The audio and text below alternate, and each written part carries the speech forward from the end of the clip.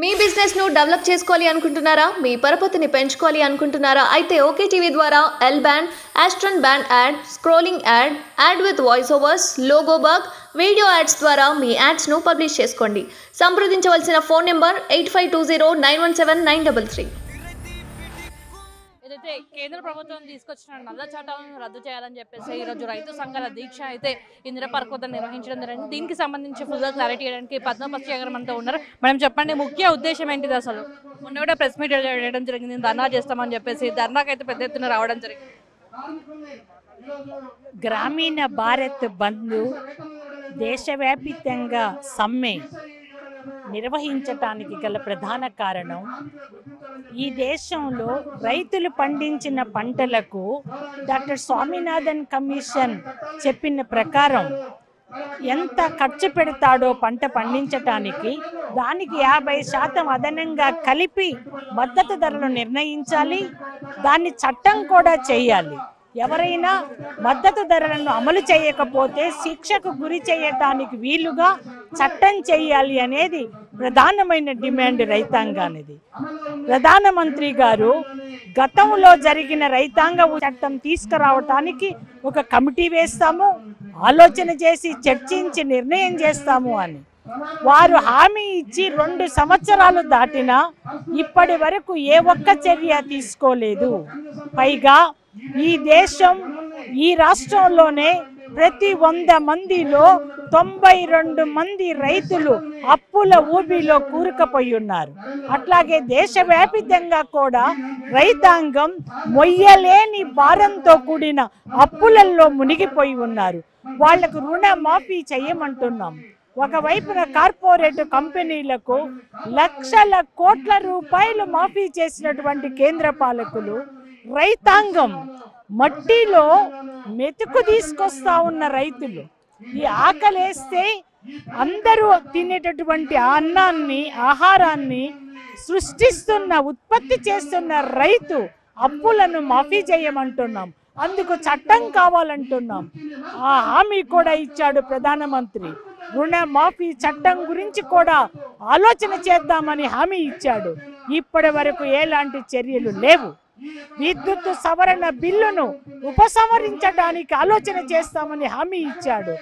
ఎలాంటి చర్యలు లేవు. విద్యుత్ సవరణ బిల్లు గినక చట్టమైతే ఏ రైతు కూడా ఉచిత విద్యుత్ పొంది వ్యవసాయం చేయలేడు. వ్యవసాయం చేయకపోతే ఈ దేశ ప్రజల ఆహార భద్రత ఏమిటి? వ్యవసాయం చేసి ఆహార భద్రతను కాపాడుతున్నాం ఈ దేశంలో. ఎందుకు రైతుల న్యాయబద్ధమైన డిమాండ్ను అమలు చేయటానికి, నిర్ణయం చేయటానికి ముందుకు రావటం లేదు? అందుకోసమే వ్యవసాయంతో పాటు ఈ దేశంలో ఉన్న పరిశ్రమలన్నింటినీ ప్రైవేటీకరణ చేయటం ద్వారా ఇటు రైతులను, ఈ దేశ యువకులను నిరుద్యోగులుగా నెట్టివేసేటటువంటి ప్రమాదకరమైన పరిస్థితిని ఖచ్చితంగా ఎదుర్కొంటాం.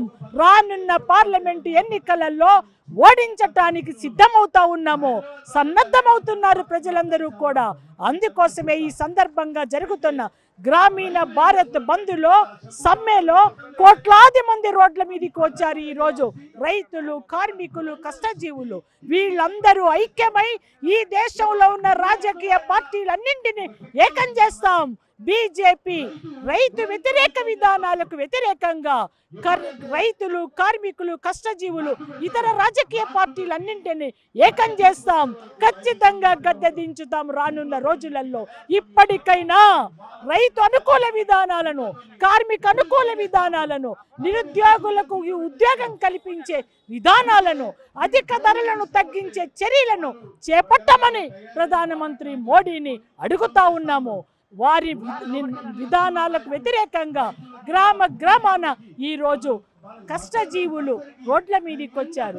పని చేసుకునేటటువంటి కష్టజీవులు పని వదిలిపెట్టి రోడ్ల మీదకి వచ్చారు. మేము అడుగుతా ఉన్నాం, ఈ దేశ ప్రజలు దాదాపు 140 కోట్ల మంది ప్రజలలో 80 కోట్ల మంది ప్రజలకి రేషన్ షాపు ద్వారా ఆహారాన్ని అందించే దుస్థితి పేదరికము ఉంటే ఎందుకు రైతుని కాపాడటానికి రైతు అనుకూల విధానాలు తీసుకురారు అని మేము ప్రశ్నిస్తా ఉన్నాం. అందుకోసమే ఈ సందర్భంగా ఇది తుది హెచ్చరిక. ఈ హెచ్చరిక పట్లనైనా స్పందించమని అడుగుతా ఉన్నాం.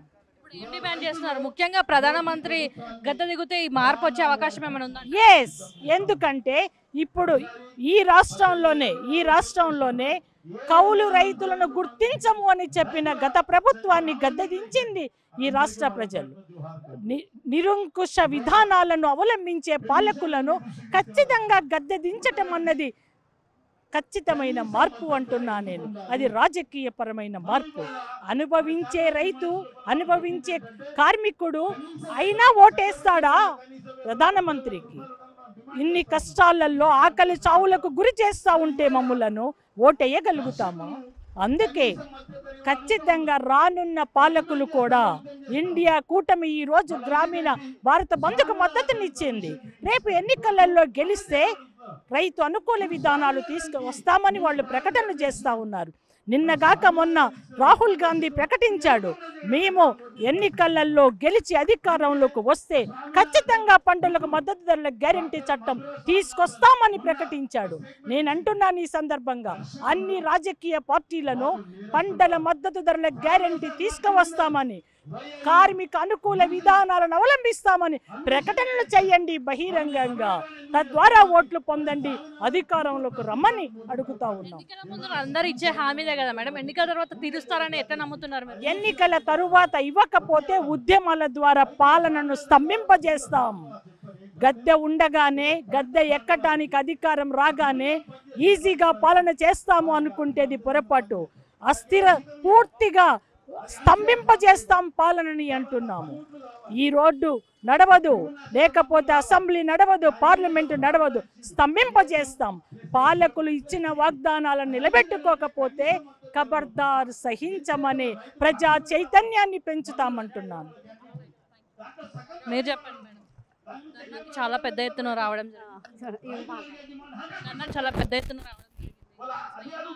ఇప్పుడు రద్దు చేయాలని డిమాండ్ చేస్తున్నారు, చేయగలుగుతారు?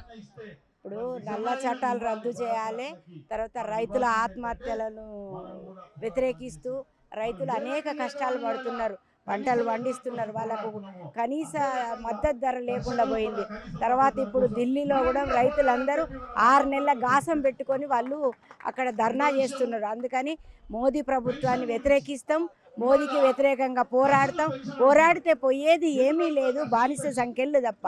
అందుకని రైతులందరినీ కాపాడుకుంటాం, మా రైతు రాజ్యం కోసం పోరాడతాం.